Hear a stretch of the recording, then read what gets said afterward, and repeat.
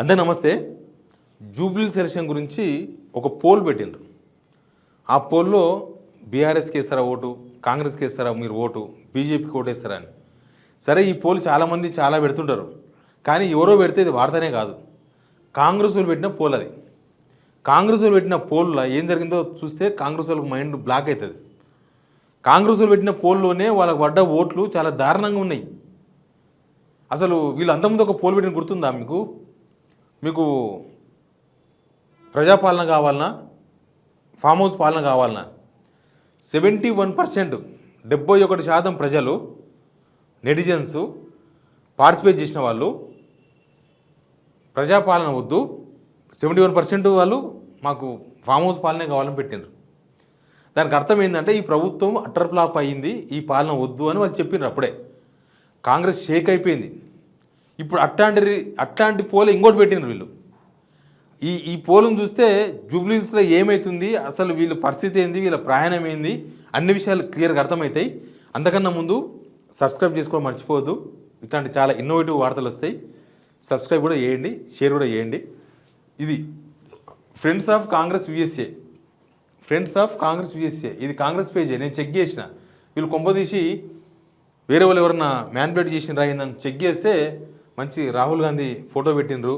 ఇంకా ఇక్కడ వివేక్ వెంకటస్వామికి పొన్నం ప్రభాకర్ రానియకని చెప్పేసి ఒక పోస్ట్ పెట్టినరు. ఇక్కడ మీనాక్షి నటరాజన్ ఎమ్మెల్సీ కాదు, జూబ్లీస్ క్యాండిడేట్ ఎట్లా పెట్టినరు, ఐడియాలజీ లేని వాళ్ళని చెప్పి ఓ పోస్ట్ పెట్టినరు. తర్వాత చూస్తే చంద్రశేఖర్ యాదవ్ రౌడీ షీటర్ అని చెప్పేసి ఒక పోస్ట్ పెట్టినరు. నవీన్ యాదవ్ ఎంఎంతో దిగిన ఫోటోలు పెట్టినరు. అవన్నీ పక్కన పెడితే ఈ పోస్ట్ చాలా ఇంపార్టెంట్ పోస్ట్.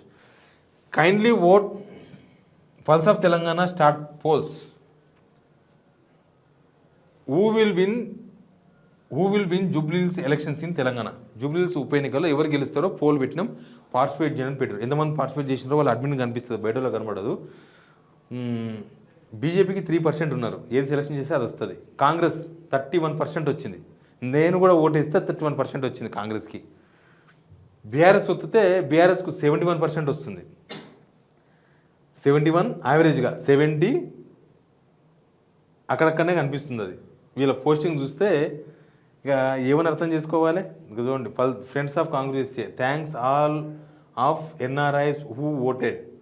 కాంగ్రెస్ వాళ్ళే, కాంగ్రెస్ పేజీని ఫాలో అయ్యేది ఎవరు? కాంగ్రెస్ వాళ్ళే కదా, మంది ఫాలో కారు కదా. కాంగ్రెస్ వాళ్ళు వేసిన పోలింగ్లోనే కాంగ్రెస్ 30%, సగం లాగిపోయింది. 30 ఎక్కడ, 70 ఎక్కడ, ఇంకో 70, 29, 1% మొత్తం. ఇప్పుడు మనం ఏ టచ్ చేయకపోతే సేమ్ అప్పుడు గాంధీ భవన్కి వెళ్ళి పెట్టిన పోల్ ఎట్లుందో ఇది కూడా అట్లే ఉంది. అప్పుడు 71% వచ్చింది బీఆర్ఎస్కి. ఇక్కడ ఉన్నదే చెప్తున్నాం, మనం కొత్తగా చెప్పేది లేదు, కొత్తగా క్రియేట్ చేసిన అవసరం లేదు.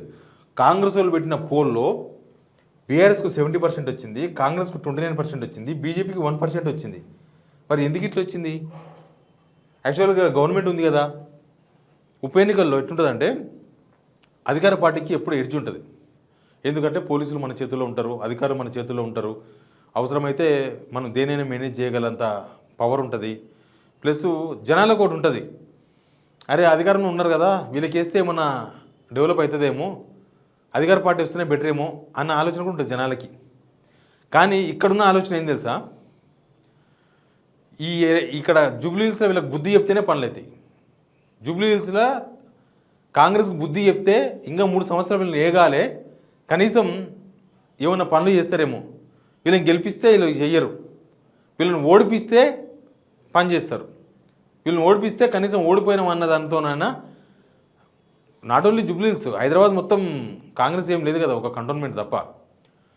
నాట్ ఓన్లీ హైదరాబాద్, తెలంగాణ మొత్తం కూడా వీళ్ళు ఇచ్చిన హామీలు, లేకపోతే తెలంగాణలో వీళ్ళు వ్యవహరిస్తున్న తీరు, ఈ ప్రభుత్వం ఫెయిల్ అయిందంటున్నారు కదా. కనీసం జూబ్లీహిల్స్లో ఓడిస్తే కనీసం కొన్ని మంచి పనులు చేస్తారేమో, రాష్ట్ర ప్రజలకు మంచి జరుగుతుందేమో, రైతులకు మంచి జరుగుతుందేమో, ఇండస్ట్రీలకు మంచి జరుగుతుందేమో, బిజినెస్ డెవలప్ అవుతాయేమో. మొత్తం బిజినెస్ మొత్తం దివాలా తీసినాయి జూబ్లీహిల్స్తో సహా. రాష్ట్రమంతా రియల్ ఎస్టేట్ దివాలా తీసింది, అన్నీ దివాలా తీసినాయి.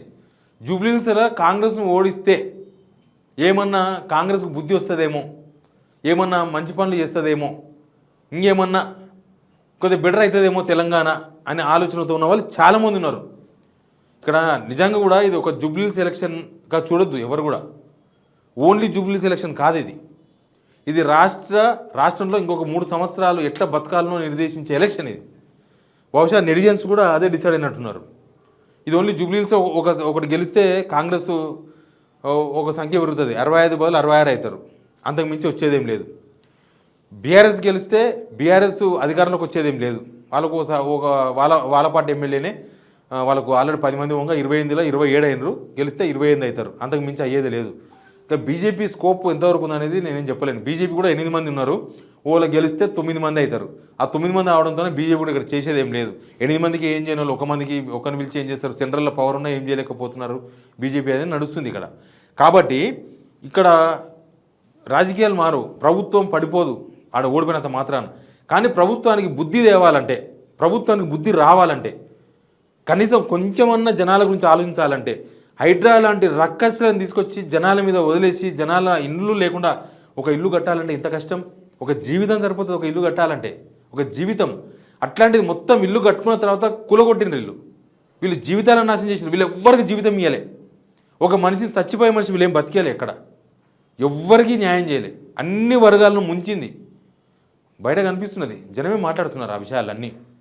కాబట్టి జూబ్లీహిల్స్ ఎలక్షన్ అనేది కాంగ్రెస్ను ఓడించడం లక్ష్యంగా సోషల్ మీడియా అంతా పనిచేస్తుంది. కాంగ్రెస్ సోషల్ మీడియా పనిచేస్తే కాంగ్రెస్ సోషల్ మీడియాలో పెట్టిన పోస్టులే ఇట్లా ఉంటే వాస్తవం ఎట్లుండొచ్చు?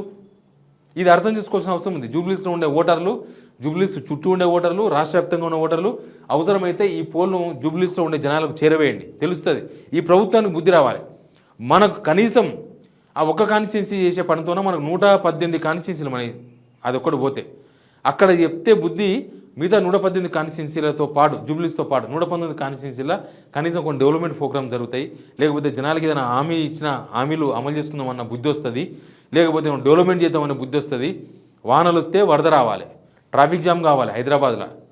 ఇక రేపు మంచినీళ్ళు కూడా కట్ చేస్తారంట. మంచినీళ్ళు ఫ్రీ వాటర్ వస్తుంది 20,000 లీటర్స్, ఆ 20,000 లీటర్స్ కూడా కట్ చేస్తారంట. అంటే అది కూడా దాన్ని కూడా బిల్లు కట్టాలంట. ఇట్లా మొత్తం వీళ్ళు ప్రజల యాంగిల్లో కాదు, వాళ్ళ యాంగిల్లో పనిచేసుకుంటున్నారు. ప్రజల యాంగిల్లో ఈ గవర్నమెంట్ పనిచేయాలంటే జూబ్లీహిల్స్లో బుద్ధి చెప్పాలనేది చాలామంది ఒపీనియన్. ఇక్కడ అదే డిస్ప్లే అవుతున్నట్టుగా కనిపిస్తుంది. ఇది అక్టోబర్ 9 నాడు పెట్టిన పోల్ ఇది. ఇంకా పోల్ నడుస్తుంది, ఎవరైనా పార్టిసిపేట్ చేయొచ్చు. ఇంకా ఎవరెవరు పార్టిసిపేట్ చేస్తారో చేయండి. కానీ ఇప్పుడున్న ఫిగర్ అయితే ఇది. నిజంగా ఈ పోల్ కాంగ్రెస్కు షాకే. కానీ షాక్ కాంగ్రెస్కు ఇట్లా ఇవ్వద్దు, పోల్లతోనే కాదు, అసలైన పోల్లో షాక్ ఇవ్వాలి వీళ్ళకి. అసలైన పోల్ నడుస్తుంది కదా, అసలైన పోల్ ఓట్లు వేస్తారు కదా, ఆ రోజు బుద్ధి రావాలి వీళ్ళకి. అప్పుడు కానీ ఈ గవర్నమెంట్ సెట్ కాదు. ఇప్పుడు ఏం చేస్తాం, ఒక ఆయన మన ఇంటి పక్కల ఆయన్నో ఇంటి ముందల ఆయన్నో కొద్దిగా తీర ఉన్నాడు అనుకో, బుద్ధి చెప్పే టైంలో బుద్ధి చెప్తాం, అప్పుడు సెటరైట్ అవుతాడు. మన ఇంట్లో పిల్లగాడు ఎక్కువ తక్కువ చేసినప్పుడు ఏం చేస్తాం, అది 4 వేస్తాం కట్టె తీసుకొని, ఎందుకనంటే సెట్ అవుతాడు అది. సేమ్ ఇప్పుడు వీళ్ళకి 4 దెబ్బలు పడాలి, అట్లయితేనే గవర్నమెంట్ సెట్ అవుతుంది. లేకపోతే ఇంకా చాలా దారుణంగా అవుతుంది.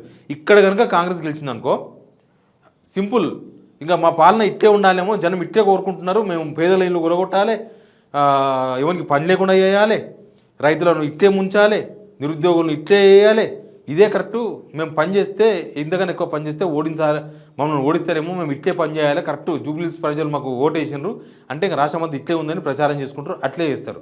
కాబట్టి ఇది చాలా ఇంపార్టెంట్. ఇది ఎలక్షన్ నేను బీఆర్ఎస్కో బీజేపీకో కాంగ్రెస్కో ఇంపార్టెంట్ ఎలక్షన్ అన్నాను. తెలంగాణకి చాలా ఇంపార్టెంట్ ఎలక్షన్, తెలంగాణ ప్రజలకు ఇంపార్టెంట్ ఎలక్షన్. కాబట్టి అందరూ పార్టిసిపేట్ చేయాలి, బుద్ధి చెప్పేకాడ చెప్పాలి. ఈ పోల్ మాత్రం ఇట్లా ఉంది. ఈ పోల్ను చూస్తే మాత్రం కాంగ్రెస్ వాళ్ళు ఏం చేస్తారో నాకు తెలియదు, కానీ కాంగ్రెస్ పెట్టిన పోల్లోనే ఇట్లాంటి సిచ్యువేషన్ ఉంది అని మాత్రం మనం చెప్పగలం. Please subscribe signal TV.